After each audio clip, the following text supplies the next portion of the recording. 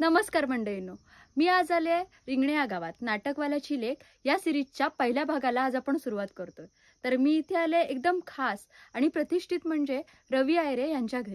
तर सरांची एक खास अशी ओळख सांगायची म्हणजे रवी आयरे सर हे हुबेहूब छत्रपती शिवाजी महाराजांसारखे दिसतात। मी म्हटलं होतं ना की रवी आयरे सर पूर्णतः छत्रपती शिवाजी महाराजांसारखे दिसतात।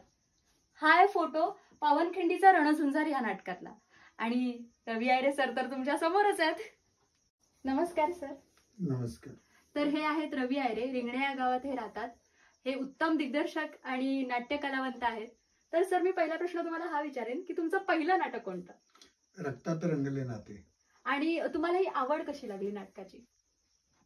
खरं जर बघायला गेलं तर आमच्या रिंगणे गावात आज 115 वर्षाची परंपरा आहे। आमच्या अगोदरच्या एक 3-4 पिढ्या या नाटक क्षेत्रात असल्यामुळे आजपर्यंत तुम्ही किती नाटकांमध्ये काम केलंय आणि दिग्दर्शन केलंय? तसं नाही सांगता येणार, तरी पण एक 1000-1500च्या वर प्रयोग माझे झालेत। बर, आणि छत्रपती शिवाजी महाराज म्हणून तुम्ही किती नाटकांमध्ये काम केलंय? हे माझं 4थं नाटक आहे। 4थं नाटक। आणि तुम्हाला असे जेव्हा कॉम्प्लिमेंट मिळतात की तुम्ही महाराजांसारखे दिसता, तर तुम्हाला काय वाटतं? खूप महाराजांचा स्वाभिमान आहे आणि ज्या वेळेला लोक आपल्याला या याच्यातून बघतात तेव्हा सगळ्या वातावरणात राहणीमान अगदी टोटल या सगळ्यामध्ये कुठेतरी बंधन आल्यासारखं होतं। जुना काळ आणि नवीन काळ ह्याच्यामध्ये काय संदेश द्यायची इच्छा होती? नाटक हे प्रबोधन आहे। प्रत्येक लेखक एक विषय लोकांच्या समोर ठेवत असतो, कारण त्याला स्वतःला मांडता येत नाही म्हणून या लेखणीच्या याच्यातून मांडत असतो। आणि चांगले चांगले विषय आहेत त्यांच्याकडे आणि ते मांडायला मला खूप समाधान वाटतं आणि त्या पद्धतीने मी मांडत आलोय। तुम्ही नाटक करायचं नाही, तुम्ही दुसरं काहीतरी करा, तर तुम्ही काय चूज कराल? नाही, मी नाटक नाही थांबवू शकत। तर सर तुम्ही आता माझं काम पण बघितलं, तर तुम्हाला माझं काम कसं वाटतं? तर तुझ्या कामाबद्दल काही प्रश्नच नाही, कारण जशी खान तशी माती। कारण स्वाती तुमची आई आहे, ती माझी बहीण आहे आणि तुम्ही माझे मामा आहात। आणि गेले कित्येक वर्ष रंगभूमीवर आम्ही जे रोल केलेत ते प्रत्यक्षात लोकांना असं वाटत होतं की खरंच असे अभिप्राय होते त्यावेळेला।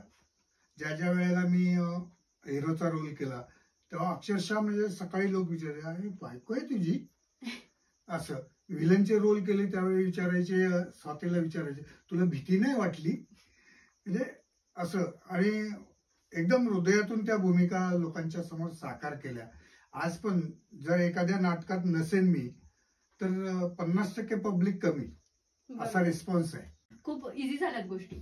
तर तुमच्या वेळेला जेव्हा तुम्ही दुसऱ्या गावात डिरेक्शन वगैरे करायला जायचा, तर त्यावेळेला अडचणी येणाऱ्या काय होत्या?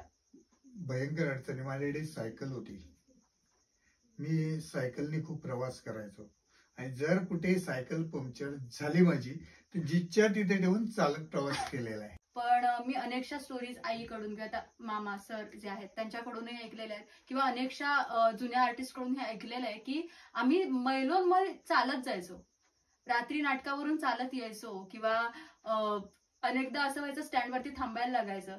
ह्या अनेकशे अडचणी होत्या त्यांच्यासमोर। तर मी कलाकारांना हे नक्की सांगेन की आता जर तुम्हाला सगळ्या गोष्टी हातात मिळत आहेत किंवा इझिली अवेलेबल होत आहेत, तर तुम्ही फक्त मनापासून कला सादर करा आणि कोकणातली कला पुढे न्या, बस। तर मंडळींनो, आज आपण एका नामी कलावंताक भेटलो। तसाच आपल्या प्रत्येक गावातल्या, तळागाळातल्या, अगदी घरातल्या आजूच्या बाजूच्या सगळ्या कलाकारांनी भेटायचं आहे। आणि मी तर म्हणेन तुम्ही नक्की सबस्क्राईब करा पहिला,